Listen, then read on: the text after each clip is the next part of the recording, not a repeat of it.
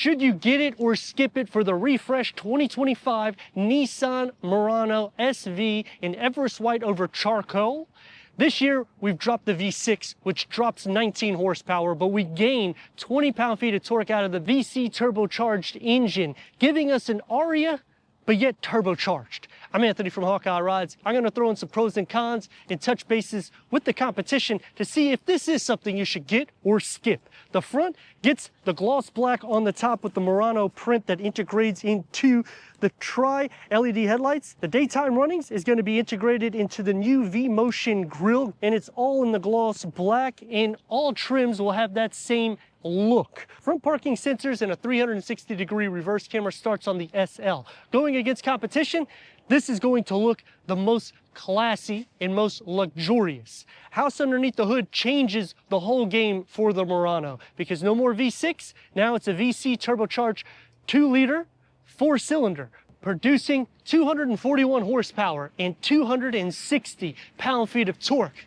The twist, why you may want to consider getting it. No more Xtronic CVT transmission. Now it's a 9-speed automatic transmission that's achieving 21 mpgs for the city, 27 mpgs for the highway. The con that comes into play though, we dropped the V6 for this VC Turbo 4, and we're only really getting about 4 mpgs more to the city, and we're actually losing around 3 to 4 mpgs for the highway. So it doesn't really make sense why you would do that configuration. And the refresh prior to this was back in 2019. So is it a little late? I mean, let me know your thoughts on that. 20-inch wheels comes on the SV. The Platinum will get 21-inch wheels. These are upgraded 20-inch wheels, which either of the two sit fine with this vehicle. I think that the styling, giving that Aria gas powered, definitely makes me more intrigued. Gloss black on the top of the side view mirrors. If you want the integrated turn signals, you got to go into the SL, as well as the puddling lights. You want them power folding, you go into the Platinum trim. The SL will also add a panel moonroof. The lower keeps it simplified, but you got the Aria, that chrome that goes all the way into the rear. Shark fin antenna in the matte black. I wish it was gloss black, as well as the lower, because the whole lower part of the vehicle is basically matte black. But going back to competition, is this worth it over them? Toyota and Honda MPGs, they're about the same every which way you cut the cake. 1,500 pounds of towing, it's not a huge deal here, but this is a huge upgrade if you're thinking about going into the Rogue. And comparing this against the Infiniti QX50, which is where that VC turbocharged engine comes from, I would go this route, save the money, because you're going to be looking at around a $10,000 difference in price, and that has a CVT transmission. Now, going back to the competition, styling elements, this is going to be the way to go. Technology, this is the way to go. Comfort to the ride, you're going to see in a second, especially the interior, how much more upgraded it is for the price point. Standard LED taillights that go into the Nissan badging. The Murano print in the satin silver, the lower gets the matte black, gloss black, reverse sensors. The rear windshield wiper that's tucked underneath the lower roof spoiler. Again, this is an Aria that's gas powered, and for me, I like the Aria, but I'm just not for electric vehicles. They don't have the range, or I just don't like waiting that long for charging the vehicle either, where here you have a gas variant. The only issue that I have is they went the VC turbocharged engine. Obviously, it has improved since it came out in the QX50 because there was some issues there with shrapnel building up inside the engine because it's a variable compression ratio, which changes the compression ratio to a higher or lower load depending on the way you push the pedal. But I'm not seeing the MPGs giving the dividends for changing to that V6 engine. But when you go Honda, you can at least get a naturally aspirated V6. It is becoming a dying breed. There is a few out there, but at least we're not ticking the box to a CVT anymore for the Murano. Power liftgate up 4.1 cubic feet over the prior at 32.9 cubic feet. 2 storage cubbies on the side, bag holders. And underneath the floor, the number one question that's always asked, it has a spare tire. Split fold the rear bench by pulling the levers in the back. That's going to max cargo to 63.5 cubic feet. That's going to lower by 1.5 cubic feet over the prior gen. Key fob to the refresh Murano. 10-way power seat adjustment for the front. Leatherette seats. Leather semi-aniline appointed seats will be on the Platinum with the quilted inlays. Heated seats is standard. Ventilated on the Platinum. Memory starts on the SL. check out that refresh that we've been waiting for. Very Aria looking. Let's fire it up.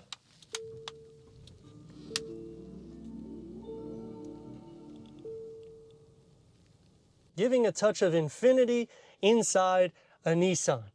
10 speakers through Bose will be on the SL.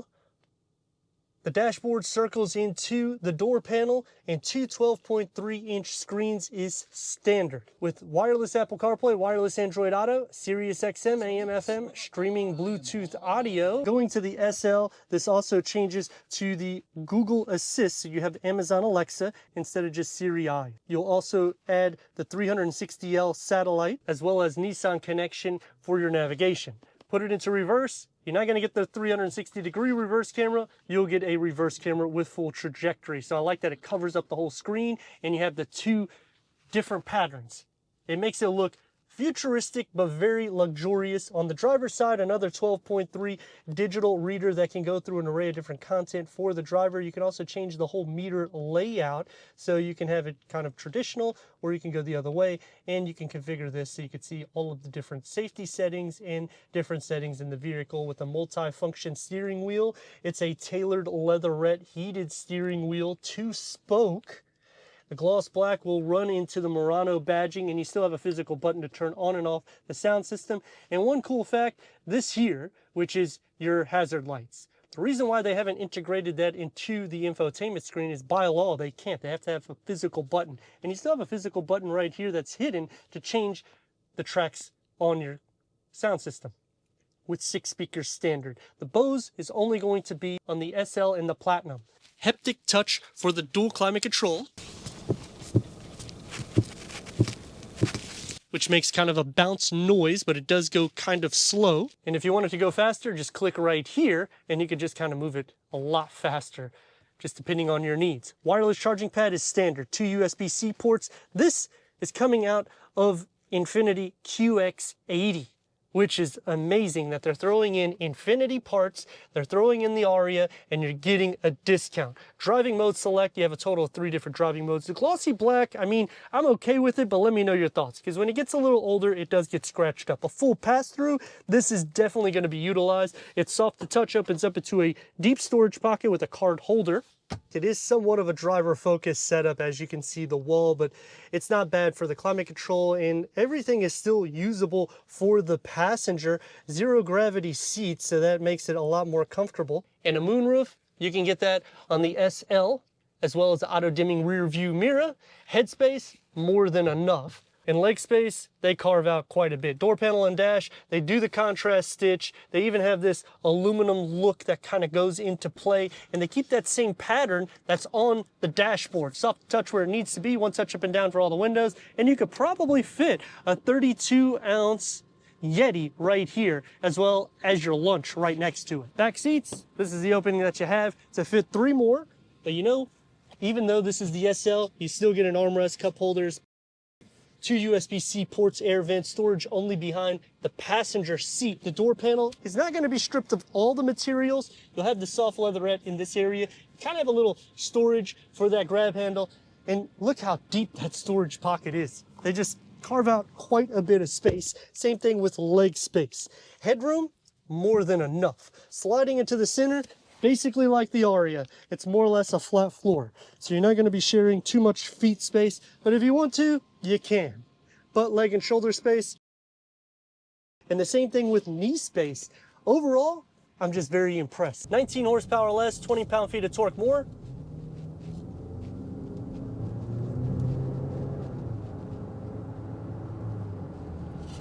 That's that variable compression ratio turbocharged 4-cylinder 2-liter at its best, which gives you optimal MPGs whenever you are not flooring it, and then it will give you MPGs similar to a V6. That's why you're not getting a huge difference in MPGs from the V6 that we lost.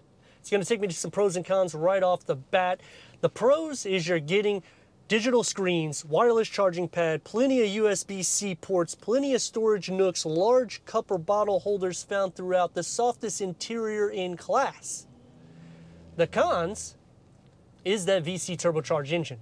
The first gen was known to have some problems because of shrapnel building up.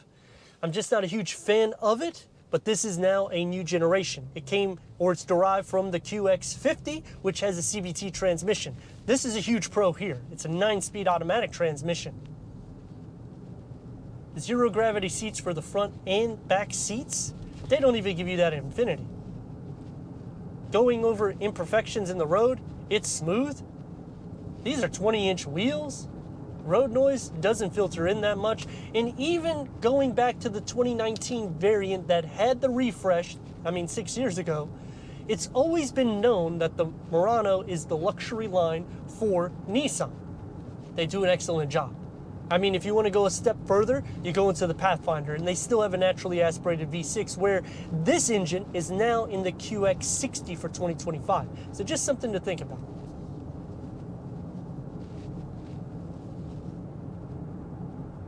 The best part about this is you're getting bits from Infiniti, from the Aria, and you're getting a savings of anywhere of $10,000 to $20-some thousand. You usually don't get that with a refreshed vehicle. Going against competition, this is why I would say it's worth it. It's the most smooth vehicle in class. It's actually one of the most quiet vehicles in class. More than enough cargo capacity, fitting me at 6'3" in the back seat, it doesn't matter where.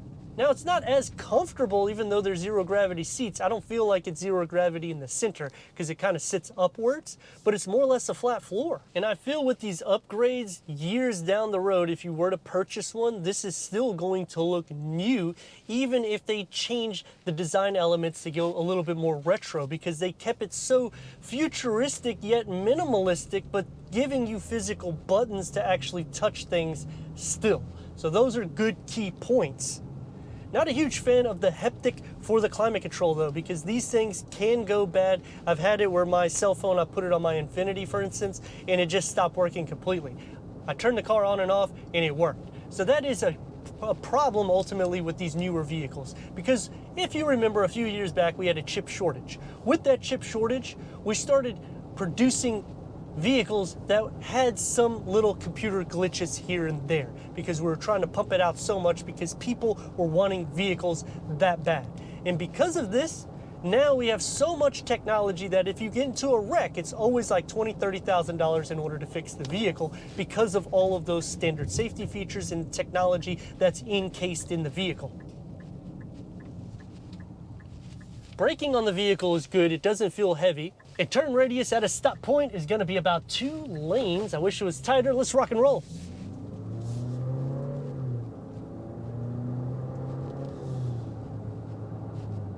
Now for the VC turbocharged engine to spool up, it really takes you to about 2.5 to 2.75 RPMs, and then it just livens up and it goes crazy.